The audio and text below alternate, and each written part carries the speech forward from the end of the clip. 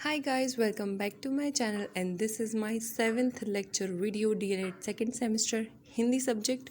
और आज हम बात करेंगे सर्वनाम के भेद और एग्ज़ाम में किस तरीके के क्वेश्चन आ सकते हैं और पिछले एग्ज़ाम्स में कैसे क्वेश्चन आए हैं। तो सबसे पहले बात करेंगे सर्वनाम की परिभाषा। सारे लोग बचपन से पढ़ते आ रहे हैं कि संज्ञा के स्थान पर प्रयुक्त होने वाले शब्दों को हम सर्वनाम कहते हैं, जैसे कि मैं, तुम, हम, वह, आप आदि। सर्वनाम एक विकारी शब्द है। सर्वनाम शब्द दो शब्दों से मिलकर बना हुआ है। इसका संधि विच्छेद सर्व और नाम। अब बात करेंगे सर्वनाम के भेदों के बारे में, लेकिन उससे पहले मैं आपको बता दूं 2016 में 1 नंबर के क्वेश्चन में ये क्वेश्चन पूछा गया था कि सर्वनाम क्या है और सर्वनाम के 2 उदाहरण दीजिए। अब बात करेंगे सर्वनाम के भेद। सर्वनाम के टोटल 6 भेद होते हैं। पुरुषवाचक सर्वनाम, निश्चयवाचक जिसे हम संकेतवाचक भी कहते हैं, अनिश्चयवाचक, संबंधवाचक, प्रश्नवाचक और निजवाचक सर्वनाम। सबसे ज़्यादा इम्पॉर्टेंट पुरुषवाचक सर्वनाम है। बैक टू बैक 4 सालों से 1 से 2 नंबर में क्वेश्चन ये आ ही जाता है। तो चलिए बात करते हैं पुरुषवाचक सर्वनाम के बारे में। पुरुषवाचक सर्वनाम जो सर्वनाम उत्तम पुरुष, मध्यम और अन्य पुरुष के लिए आते हैं उन्हें हम पुरुषवाचक सर्वनाम कहते हैं, जैसे कि उसने, वह, मैं, तुम आदि। उदाहरण के तौर पर समझिए, मुझे पता था कि कल तुम घर जाओगी। तो उत्तम पुरुष वह होता है जो किसी के बारे में बोलता है।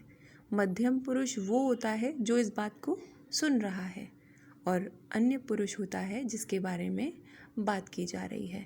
तो मुझे पता था कि कल तुम घर जाओगी। तो मुझे यहाँ पर क्या है, क्या कौन है ये? उत्तम पुरुष जो बोल रहा है, मध्यम पुरुष जिसे ये बात कही जा रही है, और अन्य पुरुष जिसके बारे में बात हो रही है। तुम घर जाओगी, ये किसी अन्य पर्सन के बारे में बात हो रही है, तो इसे हम क्या कहेंगे? पुरुषवाचक सर्वनाम। ये 3 प्रकार के होते हैं, उत्तम पुरुष, मध्यम पुरुष और अन्य पुरुष। 2016, 17, 18, 19 कभी पुरुषवाचक की डेफिनेशन, इसके प्रकार, इस तरीके के क्वेश्चन लगातार पूछे जाते हैं, तो उस पर खास ध्यान दीजिएगा। अब बात करते हैं निश्चयवाचक सर्वनाम के बारे में। जिस सर्वनाम में पास, दूर किसी व्यक्ति वस्तु की ओर संकेत किया जाता है और निश्चित किया जाता है कि ये है, उसे हम क्या कहेंगे? निश्चयवाचक। और संकेत करते हैं इसलिए हम उसे कहेंगे संकेतवाचक सर्वनाम। ठीक है, जैसे कि यह मेरी पेंसिल है, तो संकेत भी किया जा रहा है और निश्चित भी किया जा रहा है कि यह मेरी पेंसिल है। इस तरीके के क्वेश्चन उदाहरण के तौर पर आते हैं। 4-5 उदाहरण दिए होंगे और आपसे पूछा जाएगा कि कौन सी सर्वनाम का भेद है। अब बात करते हैं अनिश्चयवाचक सर्वनाम के बारे में। ये निश्चयवाचक का उल्टा है। जिसमें किसी व्यक्ति या पदार्थ का बोध नहीं होता है वह अनिश्चयवाचक सर्वनाम कहलाते हैं, जैसे कि कोई, कुछ, किसी आदि। जैसे उदाहरण के तौर पर समझिए, द्वार पर कोई खड़ा है। कौन खड़ा है ये बिल्कुल भी निश्चित नहीं है, वो कोई भी हो सकता है।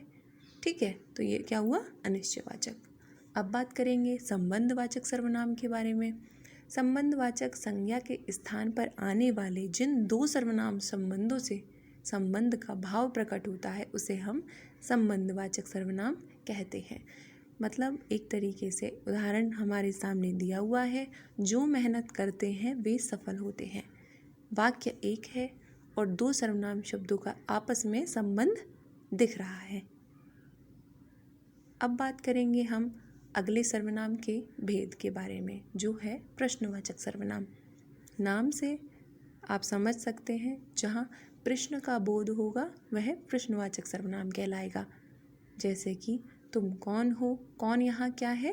प्रश्नवाचक है। कौन, क्यों, कहाँ, कैसे आदि। इन्हें पहचानने का सबसे अच्छा जो तरीका है वो है अंत में ये जो क्वेश्चन मार्क चिन्ह लगा हुआ है, आप इससे उदाहरण को पहचान सकते हो। अब बात करेंगे अगले भेद के बारे में। अगला भेद है निजवाचक सर्वनाम।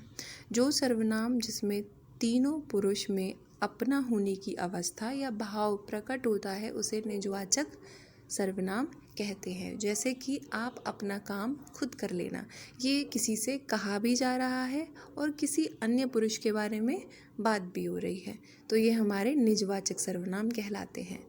एग्ज़ाम पेपर में इस तरीके के उदाहरण दिए होंगे, आपको जो हाइलाइटेड ये पार्ट दिखाई दे रहा है उसी से आपको पहचानना है कि अपना या इस तरीके की, जैसे ये फ्लो चार्ट आपकी स्क्रीन पर आपको शो हो रहा है, उसमें ये पहचान करने के आसान तरीके हैं। आप एक बार इसको देख लीजिएगा, जिससे आपको समझ आ जाएगा कि उदाहरण हमें किस तरीके से पहचानना है। तो सर्वनाम के भेद यहीं पर ख़त्म होते हैं। इससे जुड़ी कोई भी क्वेश्चन, क्वायरी, कुछ भी हो, कमेंट बॉक्स में आप मुझसे पूछ सकते हो। तब तक के लिए thank you so much and don't forget to subscribe, like, share, comment.